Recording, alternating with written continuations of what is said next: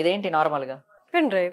Pen డ్రైవే కదా, OTG pen డ్రైవ్సే కదా నార్మల్గా. మనం ఎందుకు యూజ్ చేస్తాం ఇది నార్మల్గా pen data storage. Data storage అంటే లైక్ దీంట్లో ఉన్న డేటా తీసుకెళ్ళి మనం వేరే దగ్గర కాపీ చేసుకోవాలంటే పెన్ డ్రైవ్స్ ని యూజ్ చేస్తున్నాం.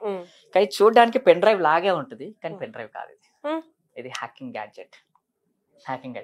ఇందులో ఏం చేస్తున్నారంటే హ్యాకర్స్ స్క్రిప్ట్ రాస్తారు. ఓకే.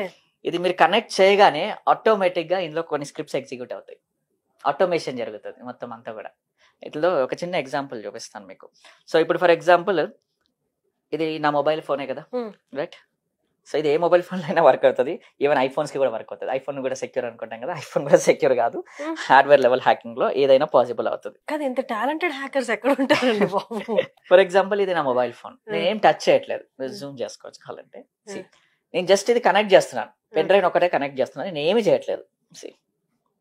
జస్ట్ కనెక్ట్ చేశాను కదా, ఏమి చేయను నేను. ఆటోమేటిక్ గూగుల్ క్రోమ్ ఓపెన్ అయింది, something it is typing, it is opening WhatsApp, it will send a message to other person. Type చేస్తుంది, మెసేజ్ కూడా టైప్ చేస్తుంది.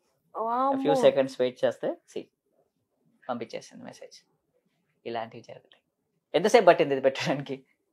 30 seconds కూడా కాదు కదా ఇలాంటివి.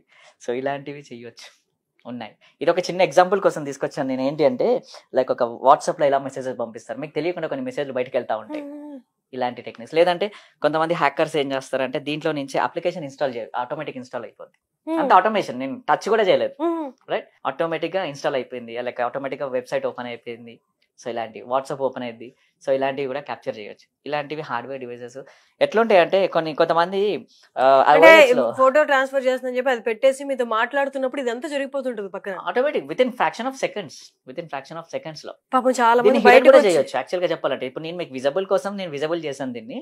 ఇదేం చేసాను, పెట్టినప్పుడు కనిపించదు, బ్యాక్గ్రౌండ్ లో జరుగుతూ ఉంటది, బ్యాక్గ్రౌండ్ లో కూడా జరిగిపోద్ది, కనిపించకుండా బ్యాక్గ్రౌండ్ రన్ అవుతూ ఉంటుంది ప్రోగ్రామ్. మీకు ఇప్పుడు లైవ్ లో చూపించాలి కాబట్టి నేను విజబుల్ చేశాను కాబట్టి మీకు చూడడానికి వచ్చింది. ఇలాంటివి ఏం చేస్తారంటే విజబుల్ ఉండదు, హిడెన్ మోడ్ లో ఉంటాయి.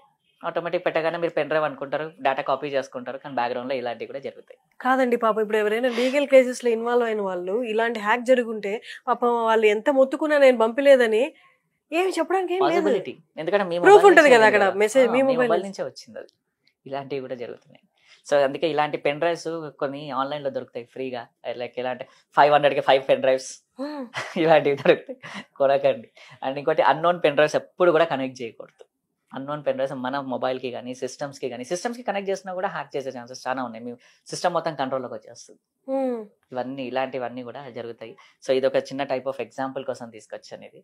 సో ఇలాంటివి ఉంటాయి, కొంచెం జాగ్రత్త. డివైస్ అండి మీ చేతిలో ఉన్నది అసలు.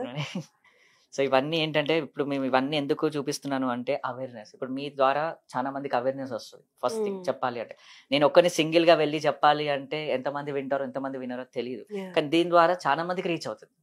ఈసారి ఇంకోసారి పెన్ డ్రైవ్ పెట్టాలంటే కూడా కొంచెం ఆలోచించి పెట్టాల్సిందే. ఇప్పుడున్న ప్రెసెంట్ సిచ్యువేషన్ అలాగే అవుతుంది. ఇప్పుడు మీరు ఒక షాపింగ్ మాల్కి వెళ్ళి తీసుకొని శాండీస్ కానీ కింగ్స్టన్ కానీ బ్రాండెడ్ అయితే ఓకే, కానీ ఇలాంటి వాటికి బ్రాండ్లు ఉండేవి, బయట దొరికేస్తాయి ఇట్లాంటివి చాలా. బట్ మీరు ఏదైనా ఫర్మ్ కి అంటే ఏదైనా ఇండస్ట్రీస్ కి వాళ్ళకి ఏదైనా డౌట్ వచ్చింది అంటే మీరు డైరెక్ట్ గా వెళ్ళి మీరు చెక్ చేస్తారా? చెక్ చేస్తాం, యాజ్ ఎ పెనెట్రేషన్ టెస్టర్ లాగా, యాజ్ ఎథికల్ హ్యాకర్ లాగా మేము టెస్ట్ చేస్తాం.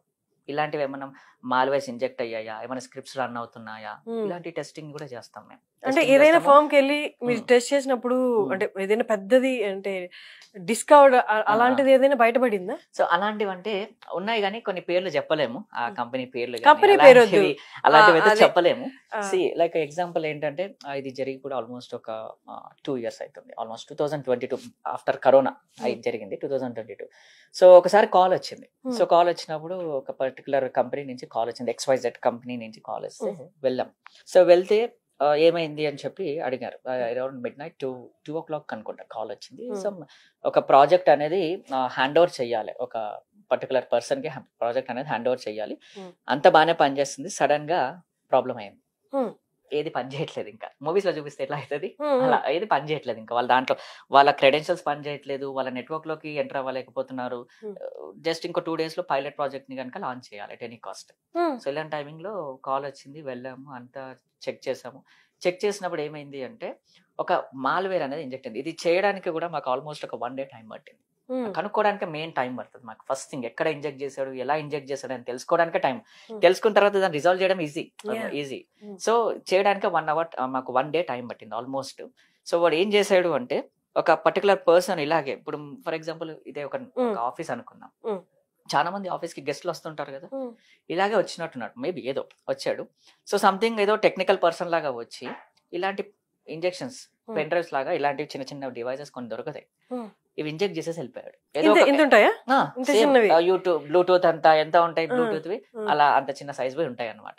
అవి అలాంటివి ఇంజెక్ట్ చేసేసి ఒక సిపికి వెనకాల పెట్టేసి వెళ్ళిపోయాడు. అక్కడ నుంచి ప్రోగ్రామ్ రన్ అయింది, మాల్వేర్ రన్ అయింది. ఆ మాల్వేర్ రన్ అవ్వడం వల్ల ఏమైందంటే మొత్తం నెట్వర్క్ అంతా ఎఫెక్ట్ అయిపోయింది. మొత్తం నెట్వర్క్ ఎఫెక్ట్ అయిపోయి మొత్తం డేటా అంతా కరప్ట్ అయిపోయింది. ఎన్ని క్రోర్స్ ఆఫ్ ప్రాజెక్ట్ అది ఆల్మోస్ట్ ఒక 3-4 crores ప్రాజెక్ట్ అది చెప్పాలి అంటే, ఆల్మోస్ట్ అంత పెద్ద ప్రాజెక్ట్ అది. సో అది తెలుసుకొని అది ఎక్కడి నుంచి స్ప్రెడ్ అవుతుంది, అది ఏమైందంటే యాక్చువల్గా ఎప్పుడైనా సరే ఒక నెట్వర్క్ లోకి ఒక వైరస్ వచ్చింది అన్నప్పుడు డిస్కనెక్ట్ చేయాలి. వీళ్ళకి తెలియదు అది వచ్చిందని కూడా తెలియదు. అది మొత్తం నెట్వర్క్ అంతా స్ప్రెడ్ అయిపోయి ఆల్మోస్ట్ అంత డేటాని కరప్ట్ చేసేసి, so like ransomware attack అనేది జరిగింది. మొత్తం కలిపి రాన్సమ్ వేర్ అటాక్ జరిగింది. తర్వాత మళ్ళీ మేము చెక్ చేస్తే రాన్సమ్ వేర్ అని తెలిసింది. సో దాన్ని తీసుకోవడానికి అక్కడ ఏంటంటే ఒక చిన్న పాపప్ కనబడుతుంది, ఏంటి అంటే మీరు ఇన్ని బిట్ కాయిన్స్ పే చేస్తే మళ్ళీ మీ డేటా మీకు వస్తుంది అని చెప్పి ఒక పోస్టర్ వచ్చేస్తుంది. ప్రతి సిస్టమ్ లో ఒక పోస్టర్ వచ్చేస్తుంది, మీ డేటా అంతా ఎన్క్రిప్ట్ అయిపోయింది, అది మా దగ్గర ఉంది, మీరు ఈ డేటా మళ్ళీ రిట్రీవ్ కావాలి అంటే ఇన్ని బిట్ కాయిన్స్ పే చేస్తే మళ్ళీ మీ డేటా మీకు ఇస్తాము. బ్లైండ్ గా ఇచ్చేస్తారు. అది ఆ బిట్ కాయిన్ పే చేసినా కూడా ఎవరికి తెలియదు అది, ఎందుకంటే ఆ వాలెట్ అడ్రస్ అనేది మన ట్రాకింగ్ ఉండదు. బిట్ కాయిన్స్ కి ఎప్పుడైనా ట్రాకింగ్ ఉండదు, క్రిప్టో కరెన్సీ ట్రాకింగ్ ఉండదు. సో అలాంటివి జరుగుతాయి అనమాట. సో అలాంటివి చేసినప్పుడు ఒకసారి వెళ్ళి సార్ట్ అవుట్ చేసాము.